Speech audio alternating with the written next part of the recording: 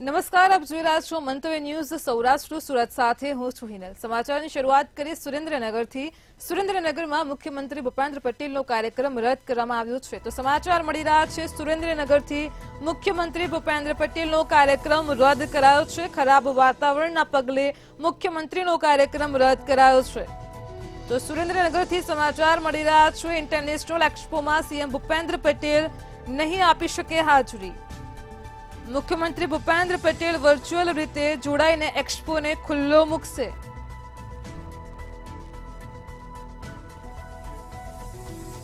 સમૃદ્ધ ઝાલાવાડ અમારી જે તૈયારી ચાલી રહી છે એ તૈયારીના ભાગરૂપે અમે ફરીથી માનનીય મુખ્યમંત્રી સાહેબનો ફરીથી એકવાર દિલથી આભાર માનીએ છીએ કે વાતાવરણની પ્રતિકારના કારણે એમનું અહીંયા આવવાનું શક્ય નથી, છતાં એ જ સમય મુજબ અને એ જ શિડ્યુલ મુજબ માનનીય મુખ્યમંત્રી શ્રી વિડીયો કોન્ફરન્સના માધ્યમથી જોડાય અને ઝાલાવાડની જનતા માટે આ એક્સપોને ઉદ્ઘાટન સમારોહમાં લોકો માટે ખુલ્લો મૂકશે અને ઝાલાવાડના ઉદ્યોગકારોની ઉત્સાહ એવો ને એવો છે અને ઉત્સાહને જાળવી રાખવા માટે માનનીય મુખ્યમંત્રી શ્રીએ ટુ વે થી એક્સપોમાં હાજર રહેવાના છે અને પોતાનું ઝાલાવાડના લઘુ અને મધ્યમ ઉદ્યોગોને પ્રોત્સાહન આપવાના હેતુથી ગ્લોબલ ઝાલાવાડ મેગા એક્સપોનું જે આયોજન Jhalawad federation of trade and industries દ્વારા કરવામાં આવ્યું છે એ એક્સપોની અંદર લગભગ 250 થી વધુ એક્ઝિબિટર્સ આજે ભાગ લઈ રહ્યા છે। અમૂલથી લઈને જિલ્લાના નાનામાં નાનો પ્રાકૃતિક ખેતી કરતો ખેડૂત એ પણ આ એક્ઝિબિટરની અંદર પોતાનો સ્ટોલ રાખેલ છે એમને, અને વિશેષ પ્રદેશની સૌ જુદા જુદા વેપાર ઉદ્યોગની સંસ્થાઓ જેવી કે CII, IDMA, GCCI આ બધાના પ્રતિનિધિઓ પણ આવતીકાલે પધારવાના છે અને એ બધા વચ્ચે રાજ્યના માનનીય મુખ્યમંત્રી શ્રી એ પણ આ કાર્યક્રમને વર્ચ્યુઅલી સંબોધિત કરવાના છે। ભાવનગરથી ભ્રષ્ટાચારનો વધુ એક નમૂનો સામે આવ્યો છે। તો ભાવનગરથી સમાચાર મળી રહ્યા છે ભ્રષ્ટાચારનો વધુ એક નમૂનો સામે આવ્યો છે। જે સમગ્ર મામલો છે ભાવનગરના સિહોરથી। વધુ એક વાર ખાતરની થેલીમાંથી રેતી ને પથ્થર નીકળ્યા છે। અગાઉ પણ આ પ્રકારની ઘટના બની ચૂકી છે। ભારત પરિયોજનાના DAP ખાતરમાંથી પથ્થરો તેમજ રેતી નીકળ્યા છે। ભડલી ગામે 2 દિવસ પહેલા જ ખાતરમાંથી પથ્થરો નીકળ્યા હતા। તો ફરી એકવાર ભાવનગરના સિહોરથી ભ્રષ્ટાચારનો વધુ એક નમૂનો સામે આવ્યો છે। ભાવનગરના ધરતીપુત્રો સાથે છેતરપિંડી થઈ રહી છે। મારું નામ ગોયલ મહેન્દ્રસિંહ, ગામ કનાડ, તાલુકો સિહોર। હું આ DAP ખાતર લાવ્યો હતો, ભારત DAP આપણે એમાં નકરા પાણા અને કાળું મસ ખાતર પાણીમાં નાખી તો ઓગળતું નથી, રેતી જ છે માલ પર, અને પાકું બિલ આપતા નથી, કાચી સિટીમાં લખીને ફિંગરે લેતા નથી। 2 થેલી લાવ્યો હતો, હા એક વાવી દીધું ને 1 થેલી પડી છે આપણી પાસે। હા ભડલી મેં ન્યૂઝમાં જોયું ને કે પછી મેં જોયું તો મેં ત્યાં આવું કર્યું। પછી મોરબીમાં બાઇક પર સ્ટન્ટ કરવાના મામલે આરોપીની ધરપકડ કરાઈ છે। તો મોરબીથી સમાચાર મળી રહ્યા છે મોરબી પર બાઇક પર એક યુવકે સ્ટન્ટ કર્યું હતું અને વિડીયો વાયરલ થયો હતો। ઇન્સ્ટાગ્રામ પર વિડીયો મૂકીને કાયદો અને વ્યવસ્થાના લીરે લીરા ઉડાવ્યા હતા। આરોપીની ધરપકડ કરવામાં આવી છે। ધર્મેશ કોળી નામના શખ્સની માળિયા પોલીસે ધરપકડ કરી છે। લોકોના જીવ જોખમમાં મૂકનાર ધર્મેશે લોકો પાસે માફી પણ માંગી છે। તો ઇન્સ્ટાગ્રામ પર પોતાનો વિડીયો મૂકી અને બાઇક પર આ ધર્મેશ કોળી સ્ટન્ટ કરતો હતો। આરોપીની ધરપકડ કરવામાં આવી છે। ધર્મેશ કોળી નામના શખ્સની માળિયા પોલીસે ધરપકડ કરી છે। ઇન્સ્ટાગ્રામ પર વિડીયો મૂકીને કાયદો અને વ્યવસ્થાના લીરે લીરા ઉડાવ્યા હતા। તો મોરબીથી સમાચાર મળ્યા છે મોરબીમાં લોકોના જીવ જોખમમાં મૂકનાર ધર્મેશ કોળીએ લોકો પાસે માફી માંગી છે।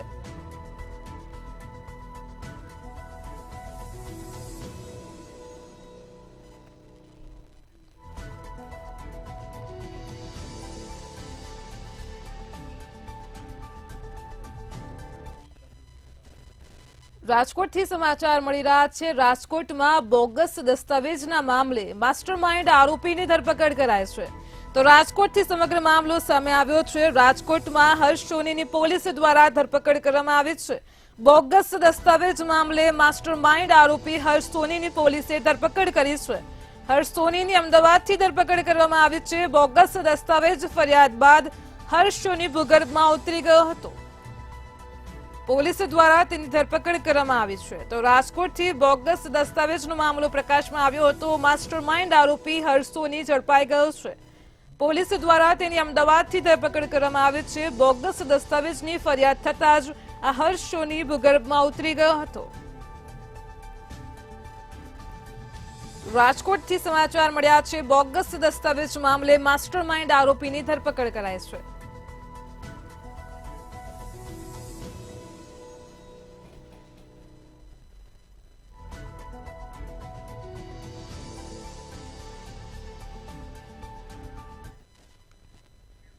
અંબાજી મંદિર, ભવનાથ મંદિર અને સત્તાધારના વિવાદ હજુ શાંત નથી થયા, ત્યારે વધુ એક વિવાદ સામે આવ્યો છે. જે વિવાદ છે આશ્રમનો. ગિરનાર રોડ પર આવેલા મયારામ આશ્રમ અને વ્યાસ ભુવનમાં જૂનાગઢના પૂર્વ ડેપ્યુટી મેયર ગિરીશ કોટેચા ગેરકાયદેસર પ્રક્રિયા કરી રહ્યા છે. આ બંને જગ્યા હડપ કરવાના પ્રયત્નો કર્યા હોવાના આક્ષેપ કરવામાં આવ્યા છે. ભૂતનાથ મંદિરના મહંત મહેશગીરી બાપુ દ્વારા આક્ષેપ કરતા ખળભળાટ મચી જવા પામ્યો છે. મયારામ આશ્રમમાં ગિરીશ કોટેચા ગેરકાયદેસર રીતે ટ્રસ્ટી બની ગયા છે તેવો આક્ષેપ કરવામાં આવ્યો છે. સમગ્ર મામલાને લઈને મયારામ આશ્રમના ટ્રસ્ટીએ આક્ષેપોને પાયાવિહોણા ગણાવ્યા છે.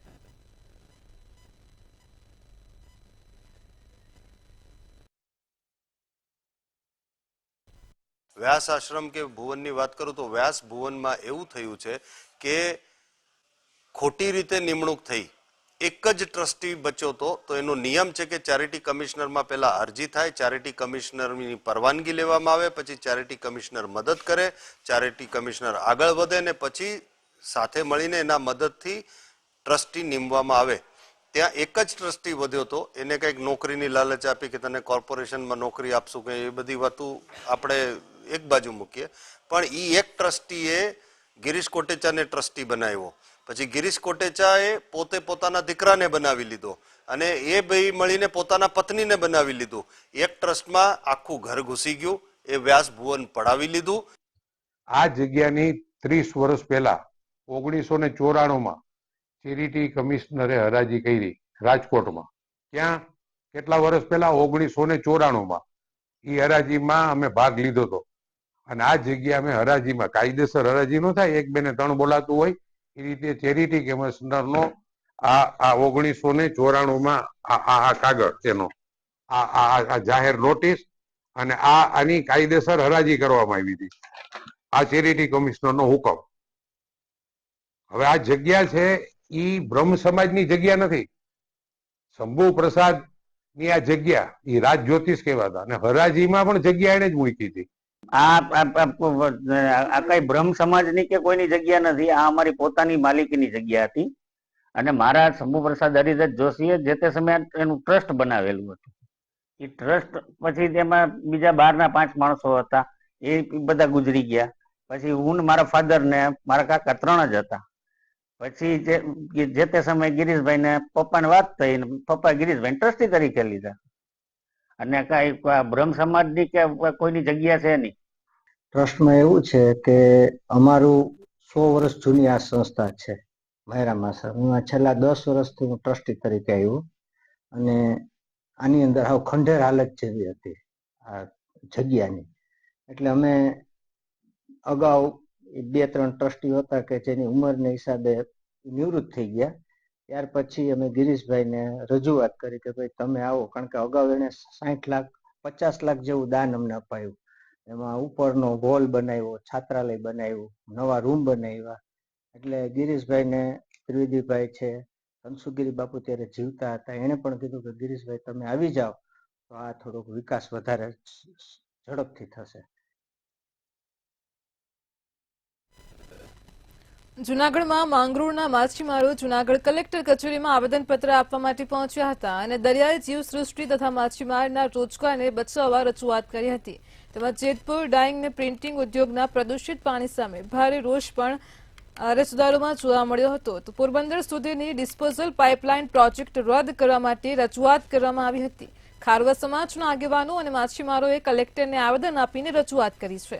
સરકાર આ નિર્ણયને પરત નહીં લે તો માછીમારો ઉગ્ર આંદોલન કરશે તેવી પણ ચીમકી ઉચ્ચારી હતી.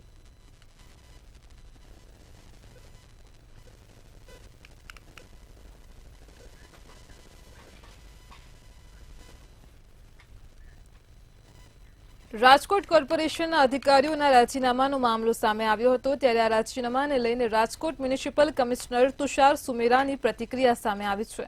તેમણે જણાવ્યું હતું કે રાજીનામા કેમ આવ્યા છે અને કારણ શું છે એ જોવાનું રહેશે. તેમજ કાયદા મુજબ કોઈને ઇસ્યુ કે હેલ્થનો પ્રોબ્લેમ હશે તો એ ઇસ્યુ દૂર કરવામાં આવશે અને કોર્પોરેશન લોકો અને કર્મચારીઓનું હિત જોઈને નિર્ણય લેશે.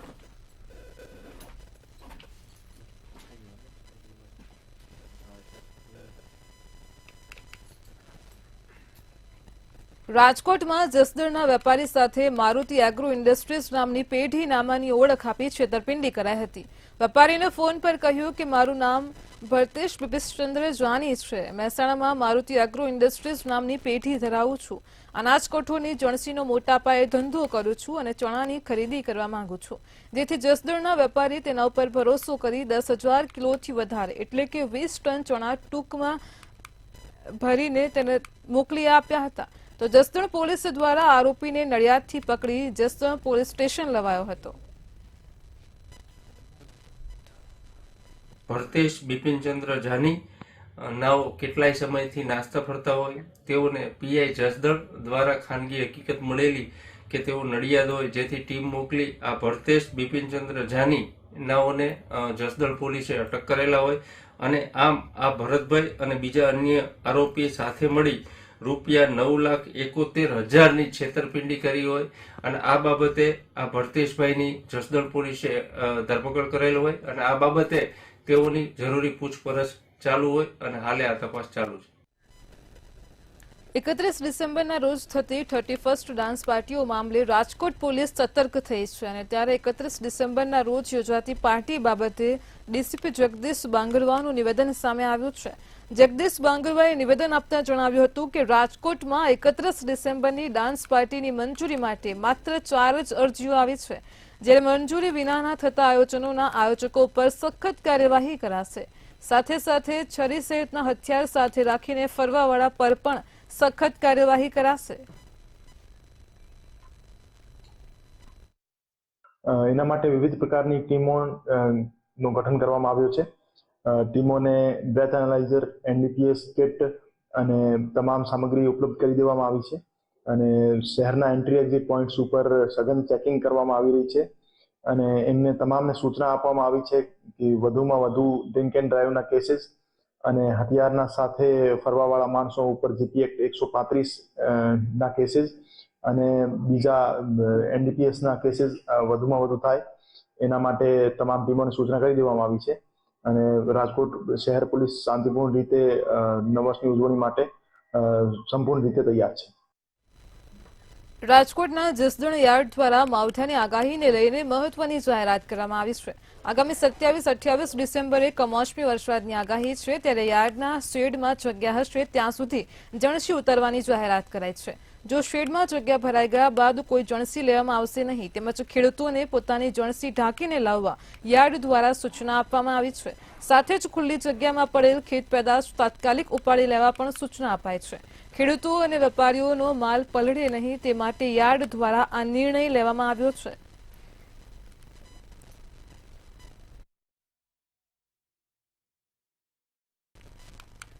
જામનગર મહાનગરપાલિકાના ટાઉન હોલના રિનોવેશનના કામ અંગેની કામગીરીનો હકીકતલક્ષી અહેવાલ રજૂ કરાયો છે.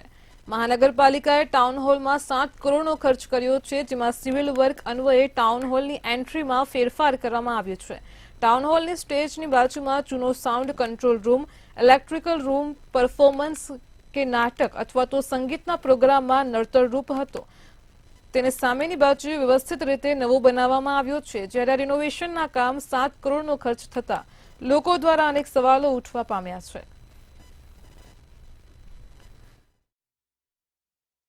ટોટલ પ્રોજેક્ટ કોસ્ટ 7 કરોડ જે તે સમય હતી, પરંતુ જે તે સમયે નાણાકીય વ્યવસ્થા ન હોવાને કારણે 4 કરોડ રૂપિયાનું ટેન્ડર બહાર પાડવામાં આવેલું હતું. ત્યારબાદ કામ શરૂ કર્યું, ત્યાર પછી એમાં ઘણા બધા ફેરફાર કરવાના. ધારો કે આખી ફોલ સીલિંગ એકોસ્ટિક નવી કરવાની થઈ, ત્યાર પછી બંને બાજુનું પેનલિંગ નવું કરવાનું થયું, સાઉન્ડ અને ઇન્ટિરિયરમાં તમામ વસ્તુ નવી, ઇલેક્ટ્રિક વસ્તુ તમામ નવી ફિટિંગ કરવાની થઈ. આ માટે ટોટલ 7.6 કરોડ એટલે 3 કરોડનો ખર્ચ વધારો થયો, જે લગભગ 1 મહિના પહેલા સ્ટેન્ડિંગ કમિટીમાં મંજૂર કરવામાં આવે છે. આમ ટાઉન હોલનો કુલ પ્રોજેક્ટ કોસ્ટ 7.6 કરોડ થાય છે. જામનગર અને ગુજરાતભરની અંદર જ્યારે મુખ્યમંત્રી શહેરી વિકાસના કામો થતા હોય છે અને હાલ જામનગર મહાનગરપાલિકા દ્વારા જે મુખ્ય જે ટાઉન હોલ કહેવાય છે જેની અંદર અનેક જે સ્પર્ધાત્મક આયોજન થતા હોય છે અને પ્રાઇવેટ પણ આયોજન થતા હોય છે, પરંતુ છેલ્લા જે 1 થી 1.5 વર્ષ દરમિયાન જે ટાઉન હોલ છે તેનું રિનોવેશનનું કામ ચાલુ હતું. મુખ્યમંત્રી શહેરી વિકાસ યોજનામાંથી જે 7.6 કરોડની ગ્રાન્ટ મળી હતી. હું તમને સીધા જે દ્રશ્ય બતાવીશ કે જે ટાઉન હોલ છે તેની અંદર જે રિનોવેશન કરવામાં આવ્યું છે અને હાલ જે તેમનું જે બહારનો ભાગ છે તેમની અંદર ફોટો ફ્રેમ અને અનેક જેવા ચિત્રો મૂકવામાં આવ્યા છે. પરંતુ નવાઈની વાત એ છે કે જે ટાઉન હોલનું 2 દિવસ પૂર્વે જે તેનું લોકાર્પણ કરવામાં આવ્યું હતું, જેના લોકાર્પણની અંદર હાલ જે મેયર દ્વારા જે રકમ છે તે 4 કરોડની જે બતાવવામાં આવી હતી અને હાલ જે તકદીર છે તેમની આવાર કરવામાં આવતું હોય છે તેની અંદર 7 કરોડની રકમ લખવામાં આવી છે અને જેને લઈને જામનગરમાં અનેક સવાલો ઉઠ્યા છે. મેયર ખુદ જે 4 કરોડની રકમ બોલતા હોય છે, પરંતુ જે તકદીર છે તેની અંદર 7 કરોડ ને 7.6 કરોડ જેટલી જે રકમ બતાવવામાં આવી છે અને હાલ જેને લઈને જામનગરની અંદર લોકોમાં પણ ભારે ચર્ચાનો એક માહોલ સર્જાયો છે અને લોકમુખે પણ ચર્ચાઈ રહ્યું છે કે જે 7 કરોડની રકમ છે અને એક બાજુ મેયર જે 4 કરોડની રકમ બોલે છે તેને લઈને અનેક સવાલો છે. અધિકારીઓ પણ મૂંઝવણમાં મુકાયા છે અને જેને લઈને ક્યારે તપાસ થશે ને ખુદ મુખ્યમંત્રીની જે યોજના હોય છે તેમાં પણ ભ્રષ્ટાચાર થતો હોય તેવું ક્યાંક ને ક્યાંક લાગી રહ્યું છે. સાગર સંઘાણી, મંત્રી ન્યૂઝ, જામનગર.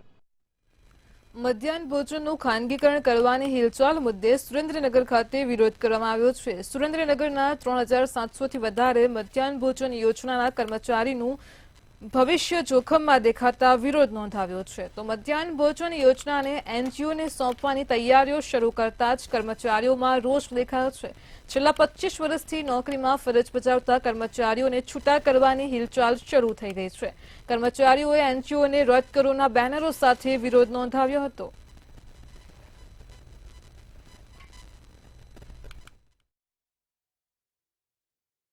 આ એનજીઓ ની જે રજૂઆત છે અને એમને લાવવાના છે એ બિલકુલ ખોટું છે. અમે કેટલા વર્ષથી નોકરી કરીએ છીએ સાહેબ, આની અંદર જ અમારું આખું ગુજરાન ચાલે છે અને અમે એમ કહીએ છીએ કે આ એનજીઓ નાબૂદ કરે અને જે ચાલે છે એ રીતે સરકાર અમને અમારો હક આપે. અને અત્યારે 500 રૂપિયામાં નોકરી કરતા હતા ત્યારથી અમે ચાલુ જ હતા અને અત્યારે માંડ પગાર વધારાની ને જોગવાઈ કરી છે ત્યારે સાહેબ એનજીઓ લાવવાની આ બધી રજૂઆત કરે છે એ બિલકુલ ખોટી છે અને અમે આનો વિરોધ ઉઠાવીએ છીએ. પેલા કોઈ 25 વર્ષથી, કોઈ 30 વર્ષથી, કોઈ 33 વર્ષથી માત્ર 200-500 રૂપિયામાં ફરજ બજાવે છે. હાલ માંડ સારા દિવસો આવ્યા છે ત્યાં સરકારે ગુજરાત રાજ્યના 11 જિલ્લાઓમાં ખાનગી કેન્દ્રીય રસોડા બનાવવા માટે જગ્યાની ફાળવણી માટે લેટર કર્યા છે. તે આજરોજ અમારી ધ્યાન ઉપર આવતા અમો સુરેન્દ્રનગર જિલ્લાના તમામ સંચાલકો સુરેન્દ્રનગર કલેક્ટર સાહેબને આ એનજીઓકરણ અને ખાનગીકરણ બંધ કરવા માટે આવેદન આપી અને એની રજૂઆત કરવા માટે આવ્યા છે. સુરતમાં મહારાષ્ટ્રનો રીઢો ચોર ઝડપાયો છે. પોલીસ દ્વારા આરોપી ટીલુસિંગ ઉર્ફે ગુરુરાજસિંહ ટાંકની ધરપકડ કરવામાં આવી છે. ચોરી કરેલી કારમાં આરામથી આરોપી ફરી રહ્યો હતો અને ટાર્ગેટ કરેલ જગ્યા ઉપર જવા ચોરી કરેલી કારમાં જતો હતો. આરોપી વિરુદ્ધ 1,60 લાખની ચોરીનો ગુનો નોંધાયો હતો. મહારાષ્ટ્રના ધરણગાંવ પોલીસ સ્ટેશનમાં નોંધાયેલા અલગ અલગ 16 જેટલા ગુનાઓમાં આરોપી વોન્ટેડ હતો અને પોલીસથી બચવા આરોપીએ એક અલગ જ ઓળખ ઊભી કરી હતી.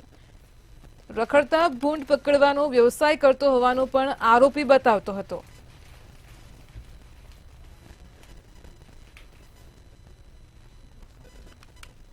વડોદરામાં કારની ચોરી કરનારને લૂંટ કરનાર આરોપી સુરતથી ઝડપાયો છે. ગુનામાં સંડોવાયેલ 2 આરોપીને સુરત ક્રાઇમ બ્રાન્ચે ઝડપી પાડ્યા છે. ડિંડોલીના પેસ્તાન આવાસમાંથી બંને આરોપીઓ ઝડપાયા છે. વર્ષ 2017માં વડોદરાથી ઇકો કારની આરોપીઓએ ચોરી કરી હતી. કારની ચોરી કર્યા બાદ આજવા રોડ નવજીવન સોસાયટીમાં ધાડ પાડી હતી અને મકાનનો દરવાજો તોડીને આરોપીઓએ પરિવારને બંધક પણ બનાવ્યો હતો. રોકડા રૂપિયા 50,000 ને 9.25 લાખના દાગીના સહિત 11 લાખની ચોરી કરી હતી. આરોપી આઝાદસિંહ ટાંક સામે કુલ 44 જેટલા ગુનાઓ નોંધાયેલા છે અને આરોપી અજયસિંહ દુધાણી વિરુદ્ધ 17 ગુના નોંધાયા છે. ત્યારે વડોદરા પોલીસને બંનેનો કબજો સોંપવાની તજવીજ હાથ ધરી છે.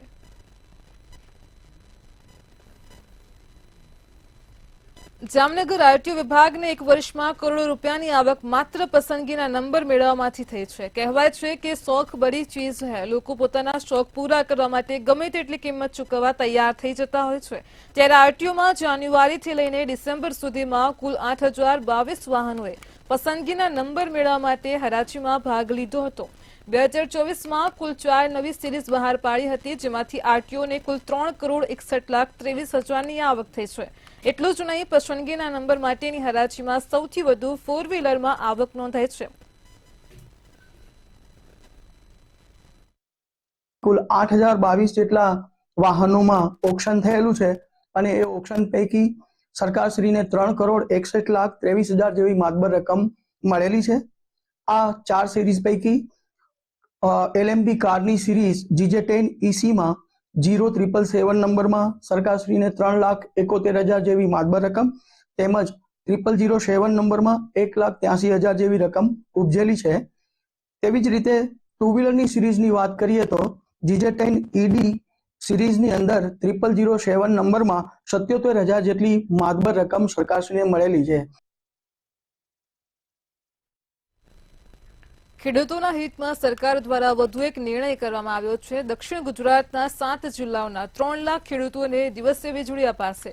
તો સરકારના નિર્ણયને ખેડૂત આગેવાનોએ આવકાર્યો છે. સુમુલ ડેરીના ડિરેક્ટર જયેશ પટેલે આ અંગે પ્રતિક્રિયા આપી છે અને કહ્યું છે કે સરકારે 2020માં દિવસે વીજ આપવાની શરૂઆત કરી હતી, જ્યારે દિવસે વીજળી આપવામાં દક્ષિણ ગુજરાતમાં વિલંબ થયો હતો. સરકારે હવે સરાહનીય નિર્ણય લેતા હું આ નિર્ણયને આવકારું છું. સીએમ ભૂપેન્દ્ર પટેલે દક્ષિણ ગુજરાતને દિવસે વીજળી આપવાનું વચન પાડ્યું છે.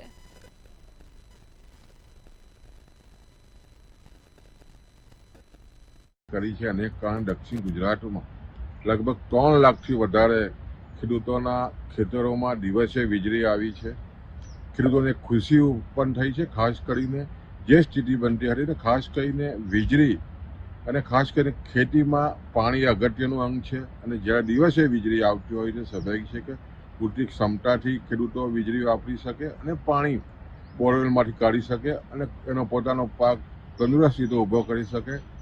આ જે નિર્ણય કરવામાં આવ્યો છે એને કારણે સમગ્ર દક્ષિણ ગુજરાતના ખેડૂતોમાં એક આનંદની લાગણી છે. સૌરાષ્ટ્ર સુરતમાં હાલ આટલું જ. હવે નિહાળો સીધો સંવાદ સહયોગી કુંજ સાથે. નમસ્કાર.